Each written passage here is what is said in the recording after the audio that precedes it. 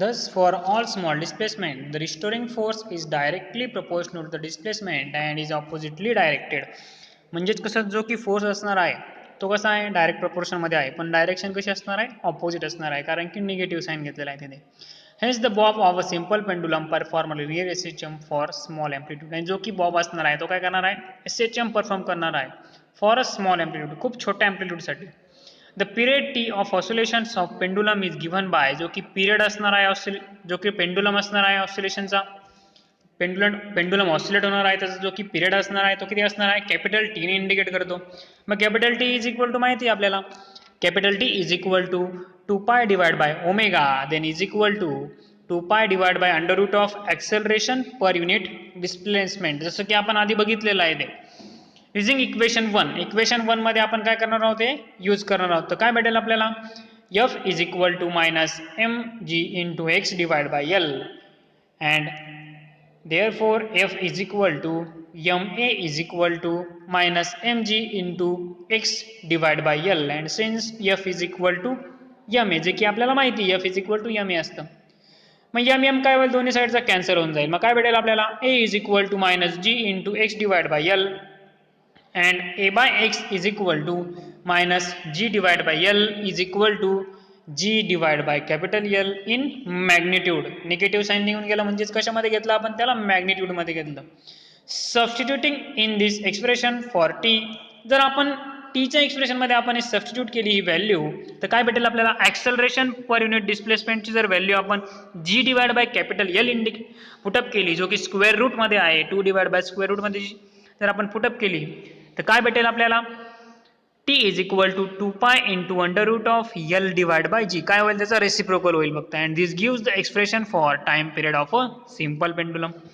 त्यानंतर आपल्याला बघायचे set the law of simple pendulum. आता बघा law of simple pendulum काय आहे the period of simple pendulum कसा आहे डायरेक्ट प्रपोर्शन मध्ये आहे directly proportional to the square root of length. The square of the period of simple pendulum is inversely proportional to the square root of acceleration due to gravity. And the period of simple pendulum does not depends on its mass. बघा मास मध्ये दिसतंय कुठे मास दिसतंय का आपल्याला expression मध्ये नाही म्हणून आपण त्याला म्हणू शकतो कोणत्याही प्रकारच्या मासवरती डिपेंड नाही आहे जो की पिरियड आहे आपला तो. The period of simple pendulum does not depends on the amplitude. कसं आहे परत एम्प्लिट्यूड वरती सुद्धा डिपेंड नाही आहे. आता त्यानंतर आपण बघणार आहोत angular SHM and it's differential equations. त्यात काय बघायचं आपल्याला explain the angular SHM with the help of an example. Consider a metallic disc attached centrally to a thin wire. काय करतोय आपण एक मेटॅलिक डिस्क कन्सिडर करतोय ती कशाला अटॅच केली आहे centrally to a thin wire एका थिन वायरला सेंट्रली अटॅच केलेली आहे hanging from a rigid support आणि काय ते रिजिड सपोर्टला अटकवलेली आहे लटकवलेली आहे ती जी की डायग्राम दिसते आपल्याला torsional oscillations means angular oscillation म्हणजेच अँग्युलर म्हणजेच काय होणार आहे ते सर्क्युलर ऑसिलेशन होणार आहे अँगल चेंज होणार आहे त्याचा. आणि जी की मेटॅलिक डिस्क आहे ती आपल्याला दिसतंय तिला नाव दिलेलं आहे आपण जी की ते डायरेक्शन सुद्धा तिथे रोटेशनल डायरेक्शन दाखवलेली आहे तिथे. If the disc is slightly twisted about the axis along the wire and released it perform rotation motion. कोणती मोशन परफॉर्म होते तिथे रोटेशनल मोशन परफॉर्म होते partly in clockwise and anti clockwise sense. कशी आहे काही क्लॉकवाईज होईल काही anti clockwise सेन्समध्ये होईल. Such oscillations are called as angular oscillations or torsional oscillations. अशाच ऑसिलेशन्सला काय म्हणतोय आपण टॉर्सिनॉल ऑर अँग्युलर ऑसिलेशन. म्हणजेच डिस्क कशी होते पार्टली क्लॉकवाईज मोशन सुद्धा परफॉर्म करणार आहे आणि अँटी क्लॉकवाईज मोशन सुद्धा परफॉर्म करणार आहे. This motion is governed by restoring torque in the wire which is always opposite to angular displacement. कोण करताय motion this motion is govern by restoring torque करतोय जो की वायरमध्ये रिस्टोरिंग टॉर्स असणार आहे तो गवर्न करतोय विच इज ऑलवेज कशाला ऑपोजिट असणार आहे which is always opposite to the angular displacement. जे की अँग्युलर डिस्प्लेसमेंट आहे त्याच्या ऑलवेजली ऑपोजिट असणार आहे. If the magnitude happens to be proportional to the corresponding angular displacement thus its motion to be angular SHM. काय म्हणताय if the magnitude happens to be proportional to corresponding angular displacement. जे की magnitude असणार आहे ते कसं असणार आहे प्रपोर्शनल असणार आहे कशाला अँग्युलर डिस्प्लेसमेंटला and thus the motion is to be angular SHM. आणि म्हणूनच ती मोशन कशी असणार आहे thus the motion is to be angular simple harmonic motion. आता define angular SHM or define angular simple harmonic motion. The angular simple harmonic motion is defined as the oscillatory motion of a body in which the torque of angular acceleration, जो कि torque असणार आहे angular acceleration तो कसा असणार आहे, is directly proportional to the angular displacement, जी की angular displacement आहे त्याला कसं proportion असणार आहे, direct proportion, and its direction is opposite to that of the angular displacement. आणि जी की direction असणार आहे ती कशी असणार आहे, opposite असणार आहे, opposite to that of the angular displacement. आणि अँग्युलर डिस्प्लेसमेंटची डायरेक्शन कशी असणार आहे, ऑपोजिट असणार आहे. आता त्यानंतर झाली डेफिनेशन. आता काय बघायचं आहे आपल्याला, obtain the expression for period of a magnet vibrating in a uniform magnetic field and performing SHM. काय करायचं आहे, मॅग्नेटसाठी एक पिरियडचं टाइम पिरियडचं एक्सप्रेशन फाइंड आउट करायचं आहे. त्यामध्ये बघू आपण, if a bar magnet is fully suspended in a plane of uniform magnetic field, it remains in equilibrium with its axis parallel to the direction of field. कशी असणार आहे direction, जे की फील्ड असणार आहे त्या डायरेक्शनला काय करता येते, पॅरलल असणार आहे ते direction. If it is given a small angular displacement theta, त्याला काहीतरी डिस्प्लेसमेंट असणार आहे अँग्युलर डिस्प्लेसमेंट थिटा. कशासाठी बघा, जो की रॉड असणार आहे, जो की बार मॅग्नेट असणार आहे, त्याला आपण काय करणार आहोत, टिल्टेड करणार आहोत, रोटेट करणार आहोत. जर त्याला रोटेट केला तर काहीतरी त्याला डिस्प्लेसमेंट असणार आहे अँग्युलर डिस्प्लेसमेंट. ते कशाने दाखवतोय आपण, थिटाने इंडिकेट करतोय, जो की अँगल आहे त्यामध्ये. Perpendicular to itself and to the field and release it perform angular acceleration.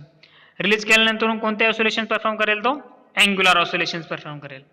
Late mu be the magnetic dipole moment and B be the magnetic field. Mu काय असणार आहे, मॅग्नेटिक डायपोल मोमेंट, आणि capital B जो की माहिती आहे आपल्याला सर्वांना मॅग्नेटिक फील्डचं काम करतो. In the deflected position, a restoring torque acts on the magnet that tends to bring it back to its equilibrium position. काय होत आहे, in the deflected position a restoring torques act on the magnet. Deflected पोझिशनला काय होत आहे, जो की restoring torques आहे तो कुठे ऍक्ट होणार आहे, मॅग्नेटवर ऍक्ट होणार आहे. That tends to bring it back to its equilibrium position. आणि तो काय करतोय की त्याच्या इक्विलिब्रियम पोझिशनला त्याला आणण्याचं काम करतोय. कोण, restoring torque. The magnitude of torque is tau is equal to mu b sin theta if theta is very small, that is sin theta is nearly equal to theta, and then we get therefore tau is equal to mu b theta. आणि जी diagram दाखवलेली आहे आपल्याला, ती diagram कशाची आहे, एक magnet आहे, ते कुठे व्हायब्रेट होत आहे, युनिफॉर्म मॅग्नेट फील्ड मध्ये त्याला व्हायब्रेट होत आहे, त्यासाठी डायग्राम काढलेला आहे आपण. For clockwise angular displacement theta is displacement theta, the restoring torque in the anti-clockwise direction.